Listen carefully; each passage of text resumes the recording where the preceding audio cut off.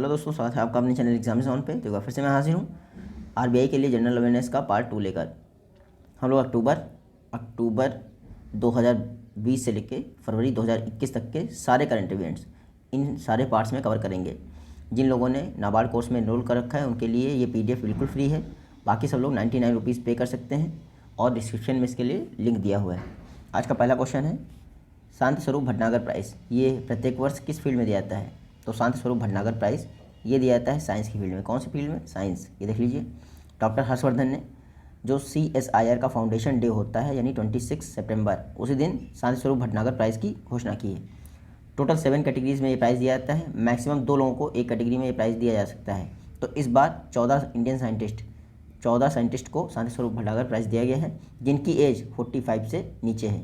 तो ये हैं वो 7 कैटेगरीज जिसमें शांति स्वरूप भटनागर प्राइज़ दिया जाता है। CSIR के फाउंडेशन डे यानी 26 सितंबर को ही दिया जाता है। यह क्वेश्चन है, पाटा के ग्रैंड टाइटल विनर को जीता है ह्यूमन बाय नेचर कैंपेन ने। आपको पता ना, ह्यूमन बाय नेचर कैंपेन किस स्टेट गवर्नमेंट का कैंपेन है? तो human by nature campaign Kerala का कैंपेन है। कौन सी गवर्नमेंट का? केरल का। ये देख लीजिए, जो केरल गवर्नमेंट का ह्यूमन बाय नेचर कैंपेन था ये एक टूरिज्म कैंपेन है।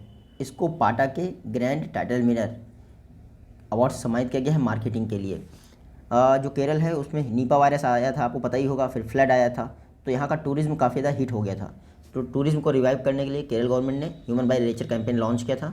इसको पाटा अवार्ड मिला है यानी कि पैसिफिक एशिया ट्रैवल एसोसिएशन के ग्रैंड टाइटल विनर अवार्ड से सम्मानित किया गया है मार्केटिंग कैटेगरी में।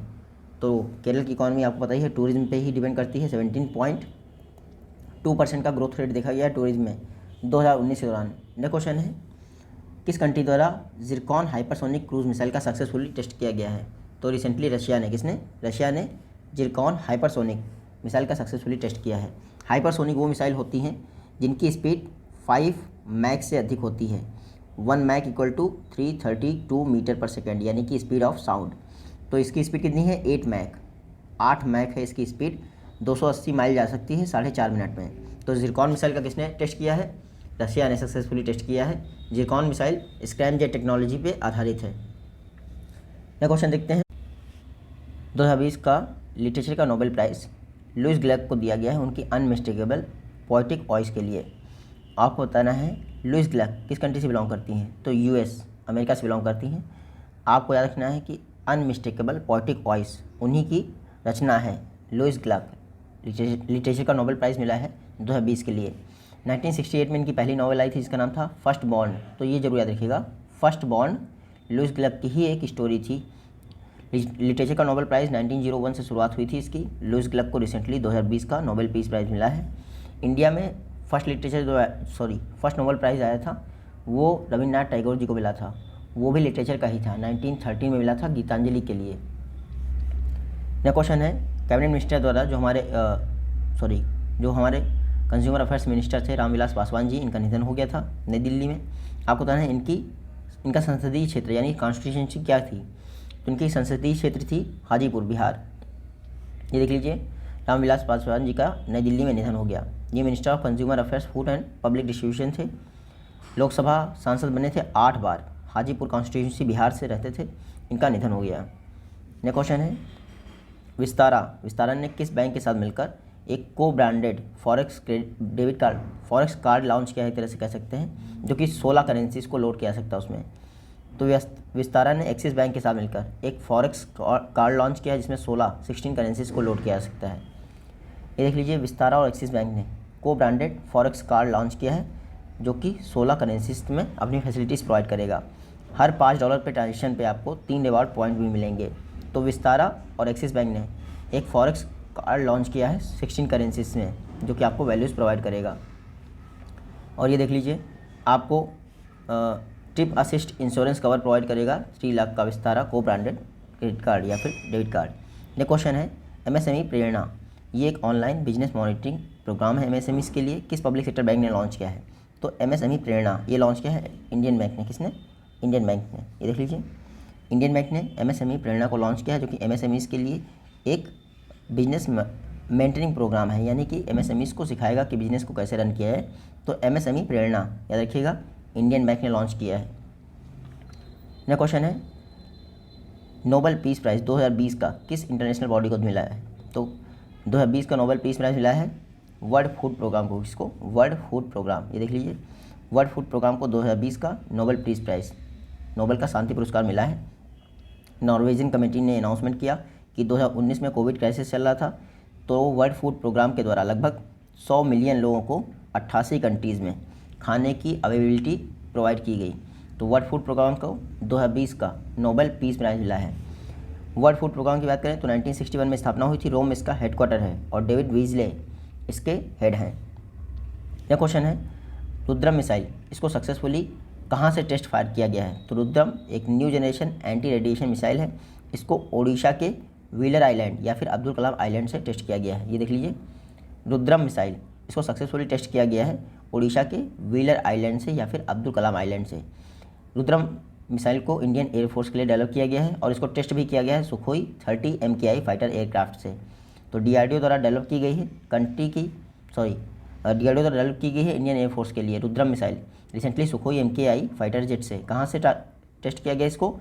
उड़ीसा के व्हीलर आइलैंड से, यानी कि जिसको आप अब्दुल कलाम आइलैंड भी कहते हैं। नेक्स्ट क्वेश्चन है, ज्यूरिख AG द्वारा जेवर इंटरनेशनल एयरपोर्ट को बनाने के लिए Yamuna international airport private limited नाम का एक स्पेशल पर्पज़ व्हीकल बनाया गया है। आपको बताना है जेवर इंटरनेशनल एयरपोर्ट किस स्टेट में बन रहा है? तो यूपी के नोएडा के पास बन रहा है जेवर इंटरनेशनल एयरपोर्ट। ऐसा कह रहे हैं कि जब ये बनकर तैयार हो जाएगा तो इंडिया का सबसे बड़ा इंटरनेशनल एयरपोर्ट होगा, लेकिन देखते हैं। जेवर इंटरनेशनल एयरपोर्ट ग्रेटर नोएडा के आसपास बन रहा है। इसको बनाएगा Yamuna international airport private limited, जो कि स्पेशल पर्पज़ व्हीकल है ज्यूरिख AG का।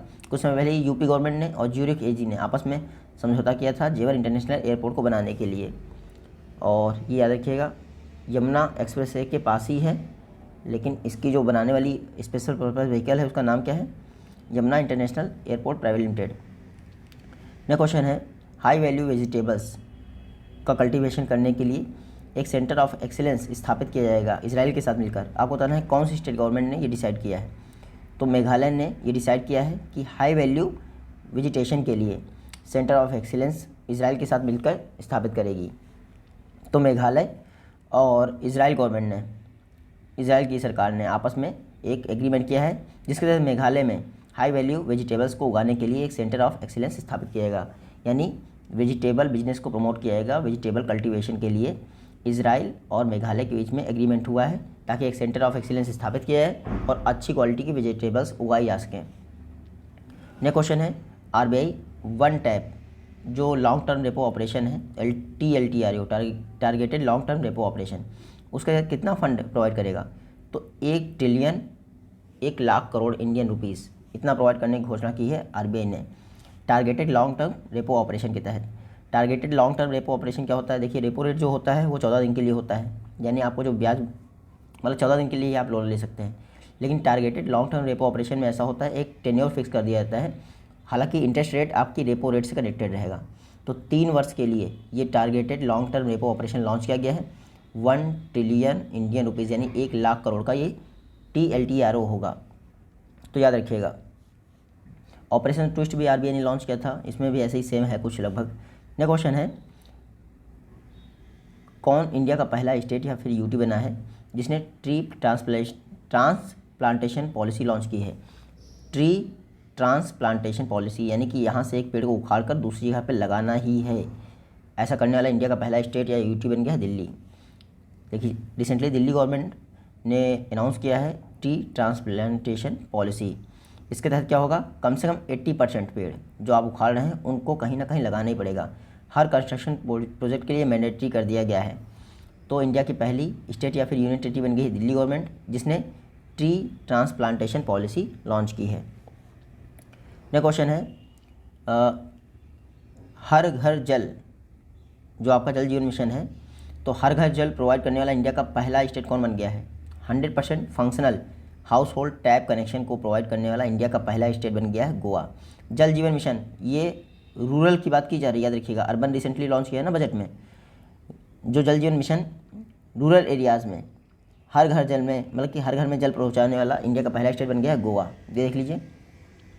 100% FHTC यानी functional house hold tap connection provide करने वाला इंडिया का पहला स्टेट बन गया है गोवा। जल जीवन मिशन का टारगेट यही था कि 2024 तक सभी को फंक्शनल टैप वाटर प्रोवाइड करना। तो गोवा ऐसा करने वाला इंडिया का पहला स्टेट बन गया है। जल जीवन मिशन 2024 तक टारगेट है हर इंसान को 55 लीटर पर डे का, मतलब कि आपको जल प्रोवाइड ही करना है टोटी के माध्यम से। जल जीवन मिशन आपको पता ही है, जल शक्ति मिनिस्ट्री। नेक्स्ट क्वेश्चन है मुख्यमंत्री सौर स्वरोजगार योजना, ये एक सेल्फ एम्प्लॉयमेंट स्कीम है जो कि 10,000 लोगों को जॉब प्रोवाइड करेगी। मुख्यमंत्री सौर स्वरोजगार योजना किसने लॉन्च की है? तो उत्तराखंड सरकार ने लॉन्च की है मुख्यमंत्री सौर स्वरोजगार योजना। उत्तराखंड के सीएम इन्होंने त्रिवेंद्र सिंह रावत जी ने मुख्यमंत्री सौर स्वरोजगार योजना लॉन्च कर दी है जो कि 10,000 लोगों को राज्य में जॉब प्रोवाइड करेगी। बेनिफिशरीज जो होंगे उनको 25 किलोवाट का सोलर प्लांट प्रोवाइड किया जाएगा, और जो 25 किलोवाट का सोलर प्लांट प्रोवाइड किया जाएगा उसकी सारी देखरेख की जिम्मेदारी भी इनकी ही होगी। तो मुख्यमंत्री सौर स्वरोजगार योजना ये उत्तराखंड गवर्नमेंट की स्कीम है, आपको याद रखना है। कोऑपरेटिव बैंक इसके लिए लोन देंगी 8% ब्याज दर पर, 15 वर्ष के लिए लोन दिया जाएगा। तो कितनी आसान बात है ना, 8% पे ब्याज दर पर अगर लोन मिल जाता है तो। नेक्स्ट क्वेश्चन है गवर्नमेंट स्कूल में जो स्टूडेंट पढ़ रहे हैं उनके लिए जगन्ना विद्या कनुका स्कीम किसने लॉन्च की है? तो आंध्र प्रदेश गवर्नमेंट ने जगन्ना विद्या कनुका स्कीम लॉन्च की है। आंध्र प्रदेश के चीफ मिनिस्टर जगन मोहन रेड्डी इन्होंने जगन्ना विद्या कनुका स्कीम लॉन्च की है उन स्टूडेंट्स के लिए जो कि गवर्नमेंट स्कूल में पढ़ रहे हैं। इसमें क्या होगा, स्टूडेंट्स को आपकी स्टडी किट प्रोवाइड की जाएंगी, बैग कॉपी किताबें सब कुछ। तो लगभग 650 करोड़ की कॉस्ट आएगी क्लास 1 से लेकर क्लास 10th तक। इन सभी स्टूडेंट को आपकी स्टडी किट प्रोवाइड की जाएंगी, जिसके लिए जगन्ना विद्या कनुका स्कीम ये लॉन्च की गई है। कहाँ पे? आंध्र प्रदेश में। जगन्नाथ से रिलेटेड जितनी भी स्कीम होती हैं वो आंध्र प्रदेश में ही होती हैं। नेक्स्ट क्वेश्चन है रिसेंटली कितने इंडियन बीचेस को ब्लू फ्लैग सर्टिफिकेट से सम्मानित किया गया है या फिर प्रोवाइड किया गया है? तो 8 इंडियन बीचेस को ब्लू फ्लैग सर्टिफिकेट दिया गया है।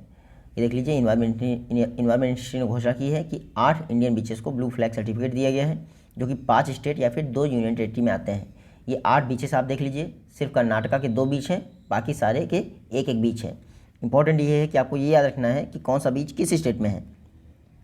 जैसे कि गोल्डन बीच आपका पूरी उड़ीसा में है, राधानगर अंडमान निकोबार में है, तो इसलिए आपको याद रखना है कि कौन सा बीच किस स्टेट में है। इन 8 बीचेस को ब्लू फ्लैग सर्टिफिकेट दिया गया है। इंडिया का और एशिया का फर्स्ट बीच कौन था जिसको ब्लू फ्लैग सर्टिफिकेट दिया गया था? तो चंद्रभागा बीच ये इंडिया का और एशिया का फर्स्ट बीच था जिसको ब्लू फ्लैग सर्टिफिकेट दिया गया था। ब्लू फ्लैग सर्टिफिकेट किसके द्वारा दिया जाता है? तो फाउंडेशन फॉर इन्वायरमेंटल एजुकेशन जो कि डेनमार्क में है उसके द्वारा इसको दिया जाता है। कई सारी कैटेगरीज हैं, तो ये देख लीजिए, इंडिया एशिया पैसिफिक की फर्स्ट कंट्री है जिसको 2 वर्ष में इतने ज़्यादा ब्लू फ्लैग सर्टिफिकेट मिले हैं। नेक्स्ट क्वेश्चन है निहाल सारिन, ये यंग इंडियन प्लेयर हैं चेस के, इन्होंने chess.com की जूनियर स्पीड ऑनलाइन चैंपियनशिप को जीत लिया है जो कि 2020 में ऑर्गेनाइज की गई थी। आपको बताना है निहाल सारिन किस स्टेट से बिलोंग करते हैं? तो केरल से बिलोंग करते हैं निहाल सारिन।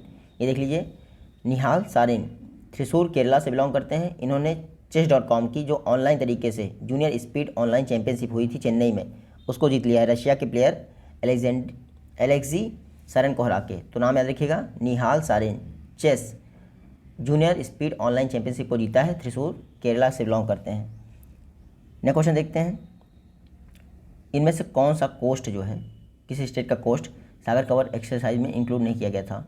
तो सागर कवच exercise Kerala, Karnataka, Lakshadweep in places पे हुई थी अरब सागर में। आंध्र प्रदेश का कोस्ट का कोई लेना देना नहीं था, क्योंकि सागर कवच एक्सरसाइज जो है मुंबई अटैक को ध्यान में रखते हुए की जाती है।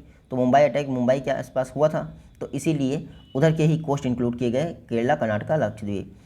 तो सागर कवच एक्सरसाइज एक मैरीटाइम एक्सरसाइज है जो कि इंडियन नेवी कोस्ट गार्ड द्वारा कंडक्ट की जाती है।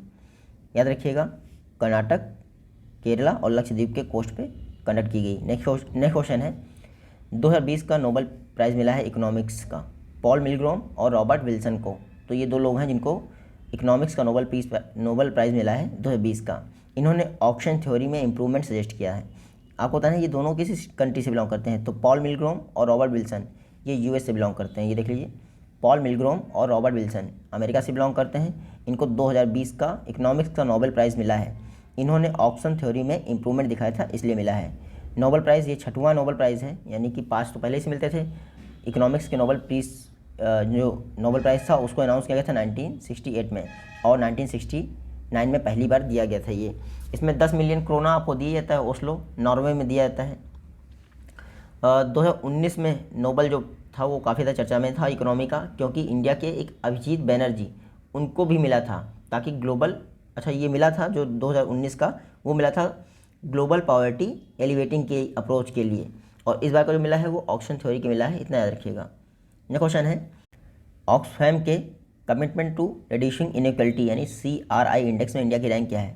तो 129 प्लेस पे है इंडिया। ये देख लीजिए, ऑक्सफैम ने recently commitment to reducing inequality index release किया जिसमें इंडिया की रैंक है 129। टोटल 148 कंट्रीज़ का इसमें एनालिसिस किया गया है। ऑक्सफैम ने बताया कि इंडिया ने पेंडेमिक के दौरान अपने टोटल बजट का सिर्फ 4% ही खर्च किया है हेल्थ सेक्टर पर। ये जो ऑक्सफैम का commitment to reducing inequality index है, ये 3 पिलर्स पर आधारित है, public service, progressive tax and workers right. India की रैंक है कितनी? 129। तो याद रखिएगा ऑक्सफैम का commitment to reducing inequality index, उसमें इंडिया की रैंक है 129। टॉप किसने किया है इस इंडेक्स को? तो CRI इंडेक्स 2020 को नॉर्वे ने टॉप किया है। लोवेस्ट रैंक आई है साउथ सुडान की। ऑक्सफैम रिलीज़ करता है तो याद रखिएगा ऑक्सफैम का हेडक्वार्टर है नैरोबी केन्या में, और 1942 में इसकी स्थापना हुई थी। नेक्स्ट क्वेश्चन है रिसेंटली पंचायती राज मिनिस्ट्री के अंतर्गत स्वामित्व स्कीम किसके द्वारा लॉन्च की गई है? स्वामित्व मतलब survey of villages and mapping with improvised technology. स्वामित्व स्कीम को PM मोदी ने लॉन्च किया है ताकि जो विलेज में गवर्नमेंट की जो भी लैंड है उसकी मैपिंग की जा सके डिजिटल तरीके से। तो स्वामित्व स्कीम एक नई स्कीम है, पंचायती राज मिनिस्ट्री के तहत लॉन्च किया गया है। फुल फॉर्म याद रखिएगा, survey of village and mapping with improvised technology. Mapping को करना है अगले 4 वर्षों में, जितनी भी लैंड पड़ी है फेज वाइज मैनेज में उनकी मैपिंग करनी है और डिजिटल डाटा प्रोवाइड करना है। 2020 से 2024 के बीच में ये मैपिंग सारी हो जानी चाहिए। ये स्वामित्व स्कीम अनाउंस की गई थी 24 अप्रैल को, जो कि हमारा नेशनल पंचायती राज डे है। इंडिया के जो 6.62 लाख विलेजेस हैं उन सबकी मैपिंग की जाएगी। हालांकि स्टार्टिंग में 6 स्टेट्स में हरियाणा, कर्नाटका, MP, महाराष्ट्र, UP और उत्तराखंड, ये 6 स्टेट्स हैं जहाँ पर स्वामित्व स्कीम लॉन्च की गई है। नेक्स्ट क्वेश्चन है राफेल नडाल ने 2020 का फ्रेंच ओपन जीत लिया है नोवाक जोकोविच को हराकर। आपको बताना राफेल नडाल किस कंट्री से बिलोंग करते हैं? तो राफेल नडाल स्पेन से बिलोंग करते हैं और नोवाक जोकोविच सर्बिया से। ये देख लीजिए, राफेल नडाल जो कि स्पेन से बिलोंग करते हैं, उन्होंने 2020 का फ्रेंच ओपन जीत लिया है मेंस कैटेगरी में नोवाक जोकोविच को हराकर। तो दोनों का कंट्री जरूर याद रखिएगा, राफेल नडाल स्पेन, नोवाक जोकोविच सर्बिया। राफेल नडाल ने अपना 13वां फ्रेंच ओपन जीता है और 20वां ग्रैंड स्लैम टाइटल जीता है। वुमेन की बात करें तो ईगा स्वाटेक जो कि पोलैंड से बिलोंग करती हैं, उन्होंने वुमेन सिंगल टाइटल जीता है फ्रेंच ओपन 2020 में। तो ईगा स्वातेक ये पोलैंड से बिलोंग करती हैं, पोलैंड की पहली महिला हैं या फिर यंगेस्ट वुमेन हैं जिन्होंने फ्रेंच ओपन जीता है। तो ये अपने आप में ही इंपॉर्टेंट हो जाता है। ईगा स्वातेक वर्ल्ड की यंगेस्ट वुमेन हैं जिन्होंने फ्रेंच ओपन जीता है, ये बिलोंग करती हैं पोलैंड से। ये देख लीजिए, ये पोलैंड की सिंगल टेनिस प्लेयर हैं जिन्होंने अपना ग्रैंड स्लैम जीता है। नेक्स्ट क्वेश्चन है international day for disaster risk reduction, ये हर वर्ष किस डेट को मनाया जाता है? तो international day for disaster risk reduction ये हर वर्ष आप यहाँ देख लीजिए 13 अक्टूबर को मनाया जाता है। इस बार का जो international day for disaster risk reduction था उसका थीम था डिजास्टर रिस्क गवर्नेंस, ये याद रखिएगा। 1989 में इसकी शुरुआत हुई थी और ये हर वर्ष मनाया जाता है। सेंदाई फ्रेमवर्क कब यूज़ किया गया था? तो 2015 में सेंदाई फ्रेमवर्क को अपनाया गया था। तो डिजास्टर रिस्क रिडक्शन पर इंटरनेशनल डे 13 अक्टूबर, थीम देखिए, थीम याद रखिएगा।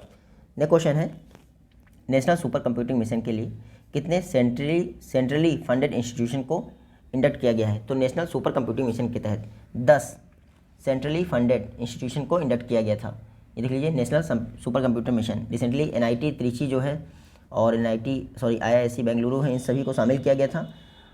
टोटल 10 सेंट्रली फंडेड इंस्टीट्यूशन को नेशनल सुपर कंप्यूटिंग मिशन में शामिल किया जाना है। 2015 में national super computing mission launch किया गया था। पर्पस क्या था? अगले 7 वर्षों में 70 high performance super computing facility provide करना। नेशनल सुपर कंप्यूटिंग मिशन के लिए 4500 करोड़ रुपए एलोकेट किए गए थे, 7 वर्ष के लिए था, यानी 2022 तक के लिए। 70 बनाने थे, अभी तक 3 या 4 बने हैं मुश्किल से, आपको याद ही होगा। और मिहिर और प्रत्युष याद है, ये सुपर कंप्यूटिंग मिशन के तहत ही लॉन्च किए गए हैं, Mihir and Pratyush. Super computing mission को सीडेक द्वारा इंप्लीमेंट किया जा रहा है IISc बेंगलुरु के साथ मिलकर। सीडेक कहाँ पे है? पुणे में स्थित है। Ministry of science and technology, ministry of electronics and information technology, और ये दोनों मिनिस्ट्रीज़ हैं। साथ ही साथ 2 संस्थाएं सीडेक और IISc Bengaluru national super computing mission को इम्प्लीमेंट कर रहे हैं। नेक्स्ट क्वेश्चन है होलोंगी एयरपोर्ट किस इंडियन स्टेट में बन रहा है? तो होलोंगी एयरपोर्ट ये बन रहा है अरुणाचल प्रदेश में। कहाँ पे? अरुणाचल प्रदेश में। ये देख लीजिए, होलोंगी एयरपोर्ट अरुणाचल प्रदेश में जो कैपिटल है ईटानगर, उससे 15 किलोमीटर की दूरी पर बन रहा है। 650 करोड़ कॉस्ट आ रही है होलोंगी एयरपोर्ट के बनने में। नवंबर 2022 तक कंप्लीट हो जाएगा। होलोंगी एयरपोर्ट भी अरुणाचल प्रदेश में है और इंडिया का eastern most airport Pasighat airport, ये भी अरुणाचल प्रदेश में ही है। नेक्स्ट क्वेश्चन है, मात्र 16 वर्ष की एक बालिका हैं अवा मुर्तो किस कंट्री की प्राइम मिनिस्टर बनी हैं? तो फिनलैंड की प्राइम मिनिस्टर बनी हैं अवा मुर्तो। एक दिन के लिए बनी हैं, 16 वर्ष की हैं। ये देख लीजिए, अवा मुर्तो फिनलैंड की प्राइम मिनिस्टर बनी हैं, क्योंकि फिनलैंड गवर्नमेंट का एक प्रोग्राम है गर्ल्स टेक ओवर प्रोग्राम। इसी प्रोग्राम के तहत अवा मुर्तो को एक दिन का प्राइम मिनिस्टर बनाया गया है फिनलैंड का। वर्ल्ड की यंगेस्ट प्राइम मिनिस्टर कहाँ इलेक्ट हुई थी? तो फिनलैंड में ही। उनका नाम क्या है? सना मारिन। फिनलैंड की कैपिटल क्या है? हेलसिंकी। करेंसी है यूरो। और सॉली नीनिस्तो यहाँ के प्रेसिडेंट हैं। तो अवा मुर्तो याद रखिएगा, फिनलैंड की प्राइम मिनिस्टर बनी है एक दिन के लिए। नेक्स्ट क्वेश्चन है, फॉर्मर यूनियन मिनिस्टर डॉक्टर बाला साहेब विखे पाटिल की ऑटोबायोग्राफी किसने रिलीज़ की है? तो फॉर्मर यूनियन मिनिस्टर बाला साहेब विखे पाटिल की ऑटोबायोग्राफी यानी आत्मकथा रिलीज़ की है पीएम मोदी ने। इस आत्मकथा का नाम क्या है? ये देख लीजिए, देह वेचवा कराणी। ये है आत्मकथा किसकी? बाला साहेब विखे पाटिल की, जिसको रिलीज़ किया है पीएम मोदी ने। तो याद रखिएगा, फॉर्मर यूनियन मिनिस्टर बाला साहेब विखे पाटिल की ऑटोबायोग्राफी को रिलीज़ किया गया है प्राइम मिनिस्टर नरेंद्र मोदी द्वारा। देह वेचवा करानी, इंग्लिश में मतलब समझ लीजिए dedicating one's life for a noble cause. Question है, गवर्नमेंट ऑफ इंडिया ने किस स्टेट के 14 सेकेंडरी टाउन्स में water supply and sanitation infrastructure and services के लिए एडीबी के साथ $300 मिलियन का लोन किया है? तो रिसेंटली गवर्नमेंट ऑफ इंडिया ने राजस्थान के 14 सेकेंडरी टाउन में sustainable water supply and sanitation infrastructure and services provide करने के लिए $300 मिलियन का लोन किया है। ये देख लीजिए, गवर्नमेंट ऑफ इंडिया और एडीबी ने $300 मिलियन का लोन किया है ताकि राजस्थान के 14 सेकेंडरी टाउन में ये सर्विसेज प्रोवाइड किया जा सकें। तो आप याद रखिएगा, 10 वर्षों के लिए ये लोन एग्रीमेंट किया गया है वाटर सप्लाई एंड सैनिटेशन पर। Water supply and sanitation in 14 secondary town, ये टर्म याद रखिएगा, 14 secondary town of Rajasthan. $300 million देगा कौन? ADB, Asian development bank. 1966 में स्थापना हुई थी। हेडक्वार्टर है मॉन्डलयोंग, जो कि मनीला में है। आप मनीला याद रखिए, इसको छोड़ दीजिए। और प्रेसिडेंट कौन है? मसत्सुगु असाकावा। वाइस प्रेसिडेंट कौन अपॉइंट हुए थे? अशोक लवासा। एडीबी के 68 मेंबर हैं, याद रखिएगा। नेक्स्ट क्वेश्चन है, ट्राइफेड द्वारा टेक फॉर ट्राइबल इनिशिएटिव किस इंडियन इंस्टीट्यूट के साथ मिलकर लॉन्च किया गया है? तो tech for tribal initiative TRIFED ने लॉन्च किया है आईआईटी कानपुर के साथ मिलकर। ये देख लीजिए, आईआईटी कानपुर के साथ मिलकर tech for tribal initiative launch किया है ट्राइफेड ने। आईआईटी कानपुर के साथ साथ Chhattisgarh minor forest produce federation जो है इसमें कॉपरेट करेगा। टेक फॉर ट्राइबल इनिशिएटिव का मेन पर्पज़ है ट्राइबल कम्युनिटी को टेक्नोलॉजी फ्रेंडली बनाना। इसमें आईआईटी कानपुर क्या करेगा? ट्रेनिंग मॉड्यूल प्रोवाइड करेगा। इसके अलावा जो ट्राइफेड है एक और स्कीम रन कर रहा है, वंधन ईएसडीपी ट्रेनिंग प्रोग्राम। ईएसडीपी मतलब एंटरप्रेन्योरशिप स्किल डेवलपमेंट प्रोग्राम। ये जो वंधन ईएसडीपी ट्रेनिंग प्रोग्राम है, ये इंडिया के 6 स्टेट्स में ट्राइफेड द्वारा रन किया जा रहा है। इसमें ट्राइबल कम्युनिटी को 30 दिनों की ट्रेनिंग दी जाती है 120 दिनों के स्पैम के अंदर। नेक्स्ट क्वेश्चन है, पब्लिक स्कूलों को हाईटेक क्लासरूम में बदलने वाला इंडिया का पहला स्टेट कौन सा हो गया है? तो केरल इंडिया का पहला स्टेट हो गया है जिसने पब्लिक स्कूल यानी प्राइमरी लेवल या फिर प्री प्राइमरी लेवल उन सभी में हाईटेक क्लासरूम प्रोवाइड करे हैं। या फिर आप ये कह सकते हैं कि डिजिटल एजुकेशन पूरी तरह से डिजिटाइज करने वाला इंडिया का पहला स्टेट हो गया है केरल। जितने भी गवर्नमेंट स्कूल हैं सभी फुल्ली डिजिटल हो गए हैं केरल में, इतना याद रखिएगा। कुछ समय पहले ही केरल गवर्नमेंट ने कई सारी स्कीम लॉन्च की थी ताकि जितने भी प्राइमरी स्कूल हैं वहाँ पर स्मार्ट क्लासेस प्रोवाइड किया सकें। अब वो जो है सार्थक हुई है। तो ये जो प्रोजेक्ट है काइट और KIIFB द्वारा इम्प्लीमेंट किया जाएगा। इम्पॉर्टेंट है कि आप इतना याद रखिए कि सभी पब्लिक स्कूल को हाईटेक करने वाला इंडिया का पहला स्टेट है केरल। नेक्स्ट क्वेश्चन है, कोस्टल एरियाज़ में impact based cyclone warning system किसने लॉन्च किया है? तो dynamic impact based cyclone warning system IMD Indian meteorological department ने लॉन्च किया है। जितने भी कोस्टल एरियाज़ हैं वहाँ पर इकोनॉमिक लॉसेस या फिर इंफ्रास्ट्रक्चर को डैमेज होने से पहले ही ये नुकसान करेगा कि ये साइक्लोन आ रहा है, भैया बचा लो अपनी सब चीज़ें। तो IMD ने dynamic impact based cyclone warning system provide किया है। खास बात क्या है, ये प्री एंड पोस्ट मानसून दोनों की जानकारी देगा। और सिर्फ साइक्लोन की जानकारी ही नहीं देगा, जो डीप डिप्रेशन होता है ना, जिसकी वजह से कम दबाव वाला क्षेत्र बन जाता है, आपको पता ही है, जिसकी वजह से साइक्लोन आता है, तो उसकी भी जानकारी देगा।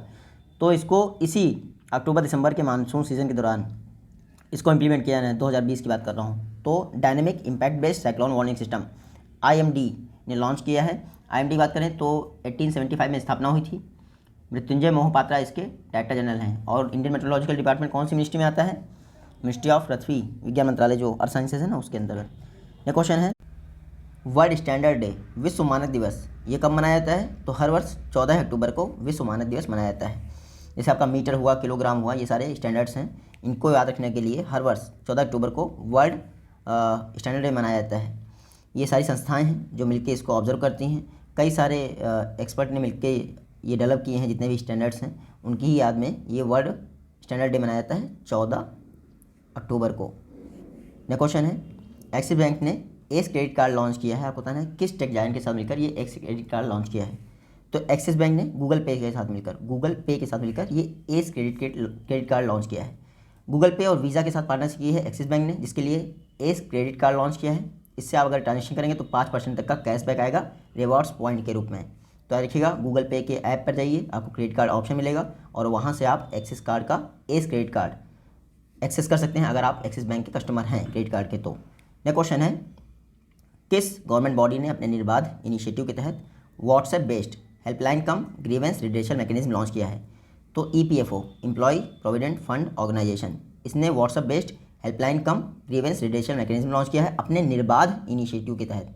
कोविड-19 क्राइसिस चल रहा था, तो EPFO के ऑफिस में वर्चुअल सारी चीज़ें करवाने के लिए ये निर्बाध इनिशिएटिव लॉन्च किया था। अब निर्बाध इनिशिएटिव के तहत WhatsApp based helpline cum grievance redressal mechanism भी लॉन्च कर दिया है EPFO ने, एम्प्लॉय प्रोविडेंट फंड ऑर्गेनाइजेशन। 1952 में स्थापना हुई थी। EPFO के कमिश्नर कौन है? सुनील बर्थवाल। और निर्बाध इनिशिएटिव याद रखिएगा EPFO का है। नेक्स्ट क्वेश्चन है, अच्युतम नामुद्री, रिसेंटली इनका निधन हो गया। ये क्या थे? तो अच्युतम नामुद्री ये पोएट थे, कवि थे। और ख़ास बात क्या है, मलयालम मतलब कि केरल के पोएट थे। तो मलयालम पोएट थे अच्युतम नामुद्री जी, रिसेंटली इनका निधन हो गया है। ज्ञानपीठ अवार्ड भी मिल चुका है इनको, गांधी एंड फिलॉसफी में यकीन करते थे। नेक्स्ट क्वेश्चन है, न्यू एज टेक्नोलॉजी में टीचर्स को या फिर लर्नर्स को एम्पावर करने के लिए AICTE, all India council of technical education के साथ किसने पार्टनरशिप की है?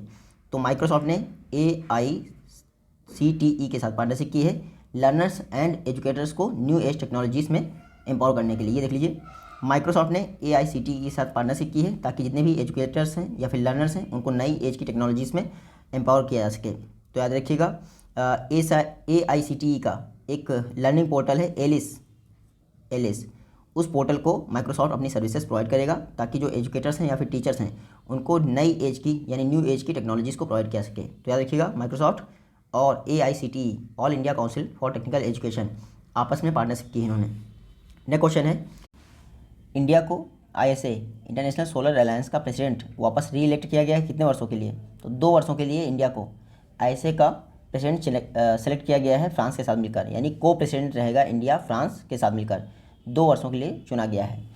तो रिसेंटली एक थर्ड असेंबली की मीटिंग हुई थी, 34 ISA मेंबर ने पार्टिसिपेट किया था, जिसमें ये डिसाइड किया गया कि इंडिया और फ्रांस दोनों अगले 2 वर्षों के लिए ISA के प्रेसिडेंट रहेंगे, को प्रेसिडेंट रहेंगे, इतना याद रखिएगा। ISA international solar alliance COP21, जो कि पेरिस क्लाइमेट एग्रीमेंट के नाम से जाना जाता है, इंडिया और फ्रांस ने साथ मिलकर ISA की स्थापना की थी। इंडिया में पहली TT बेस्ड संस्था है इंटरनेशनल, जिसका हेडक्वार्टर है गुरुग्राम में, इसका हेडक्वार्टर है, आपको पता ही है। और ISA में पहले कहा गया था कि 121 कंट्रीज़ का पार्ट होंगे, लेकिन अब सारे यूनाइटेड नेशन के मेंबर इसका पार्ट हो सकते हैं। कुछ समय पहले ही निकारागुआ ISA का 87वां मेंबर ही बना है, ये आपको पता ही होगा। नेक्स्ट क्वेश्चन है, कोविड-19 पर जन आंदोलन कैंपेन किस मिनिस्ट्री ने लॉन्च किया है? तो जन आंदोलन कैंपेन ऑन कोविड-19 लॉन्च किया है मिनिस्ट्री ऑफ आयुष ने। किसने लॉन्च किया है? Ministry of Ayush. जन आंदोलन कैंपेन लॉन्च किया है कोविड-19 में। ये क्या करेगा? ये पब्लिक हेल्थ रिस्पांस प्रोवाइड करेगा। और प्राइम मिनिस्टर मोदी जी ने, आपको पता ही, जब तक दवाई नहीं तब तक ढिलाई नहीं कैंपेन लॉन्च किया था, उसी को देखते हुए लॉन्च किया गया है जन आंदोलन कैंपेन। किसके द्वारा? मिनिस्ट्री ऑफ आयुष के द्वारा। कैंपेन जो है अनलॉक विद प्रिकॉशंस, इस पर जोर देता है। तो जन आंदोलन कैंपेन याद रखिएगा। नेक्स्ट क्वेश्चन है, world student day.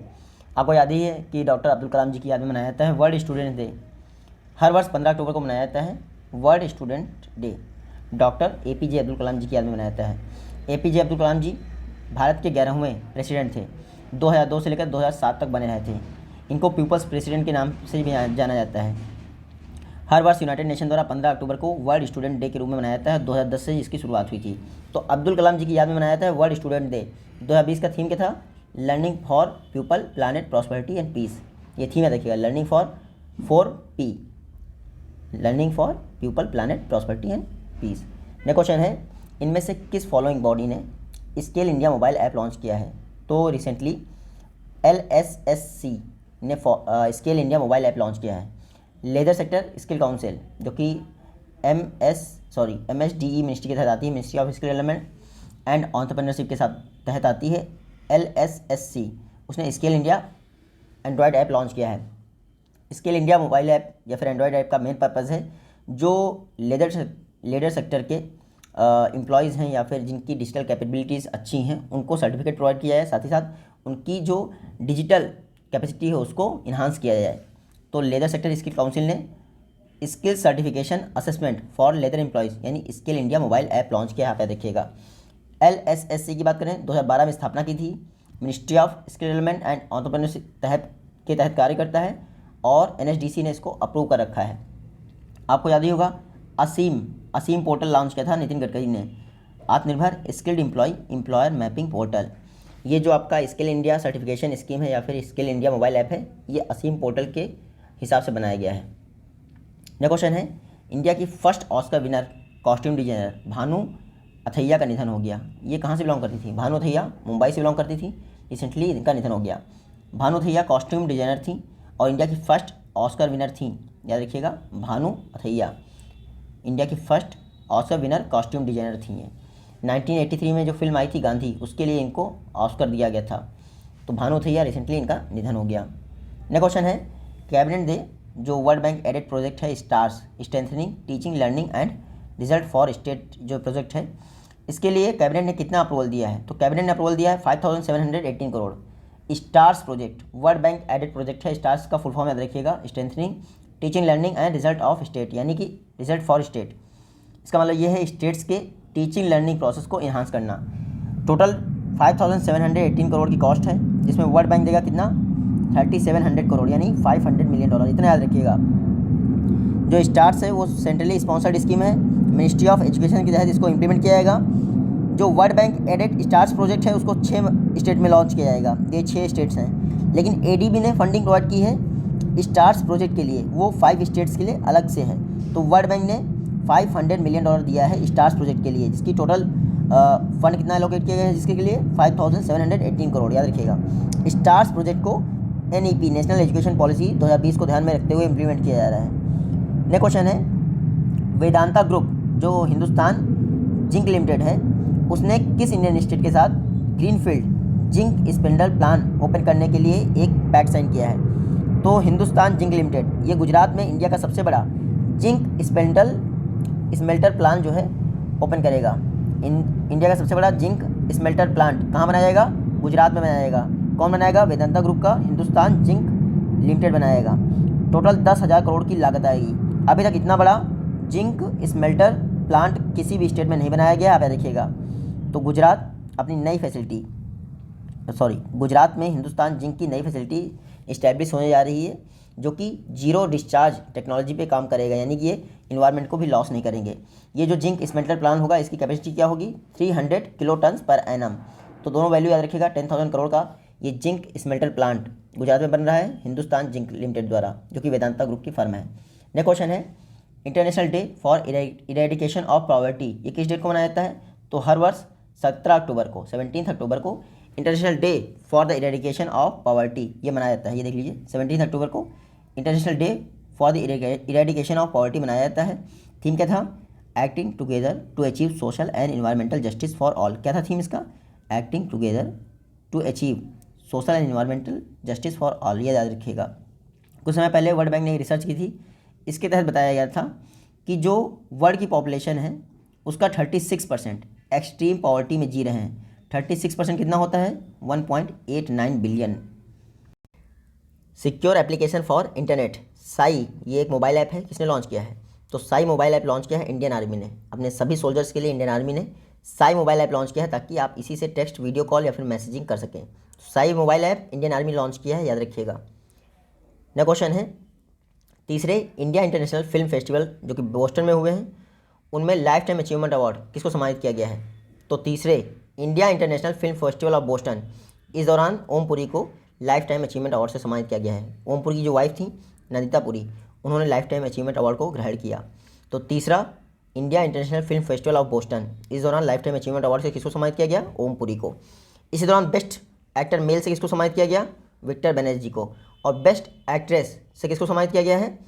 Selja Ambu. तो आप याद रखिएगा, तीसरे India international film festival of Boston, best male actor, best female और लाइफ टाइम अचीवमेंट अवार्ड, तीनों याद रखिएगा। नेक्स्ट क्वेश्चन है, पीएम नरेंद्र मोदी द्वारा एकता क्रूज सर्विस किस इंडियन स्टेट में इनॉग्रेट की गई? तो एकता क्रूज सर्विस को गुजरात केवडिया में इनॉग्रेट किया है स्टैचू ऑफ यूनिटी के पास पीएम मोदी ने। ये देख लीजिए, पीएम मोदी द्वारा स्टैचू ऑफ यूनिटी कॉम्प्लेक्स में एकता क्रूज सर्विस को लॉन्च किया गया। साथ ही साथ सरदार पटेल जूलॉजिकल पार्क को भी इनॉग्रेट किया पीएम मोदी ने। इसके अलावा आरोग्य वैन, आरोग्य कुटीर, ये सब कुछ देश को समर्पित किया है पीएम मोदी ने। तो चाहे आरोग्य वैन हो, आरोग्य कुटीर हो, या फिर विश्व का पहला technology based children nutrition park, ये भी जो है पीएम मोदी ने गुजरात में ही इनॉग्रेट किया है। तो सब कुछ याद रखिएगा, एकता से लेके आरोग्य तक। नेक्स्ट क्वेश्चन है, एथनॉल ब्लेंडेड प्रोग्राम ये किस वर्ष लॉन्च किया गया था? तो 2003 में लॉन्च किया था एथनॉल ब्लेंडेड प्रोग्राम। पर्पस क्या था? एथनॉल ब्लेंडिंग को 5% करना जितना भी पेट्रोल है हमारा। हालांकि रिसेंटली इसका रिवाइज कर दिया गया है और कह दिया गया है 2022 तक या फिर 2021 तक 20%। आने वाली वीडियोस में हम लोग देख लेंगे, निश्चिंत हो जाइए। एथनॉल ब्लेंडिंग प्रोग्राम 2003 में लॉन्च किया था ministry of petroleum and natural gas द्वारा। रिसेंटली चर्चा में इसलिए था क्योंकि एक मैकेनिज्म कैबिनेट कमेटी ने अप्रूव कर दिया है। ये मैकेनिज्म है एथनॉल के प्रोक्योरमेंट के लिए।